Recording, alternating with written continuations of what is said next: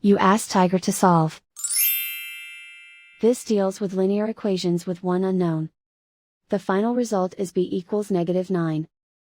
Let's solve it step by step. Simplify the expression. Combine the fractions. Combine the numerators. Isolate the b. Multiply both sides by inverse fraction 13 over -2. Move the negative sign from the denominator to the numerator. Group like terms. Multiply the coefficients.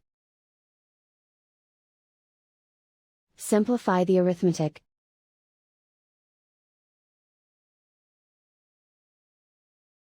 Move the negative sign from the denominator to the numerator. Multiply the fractions. Simplify the arithmetic.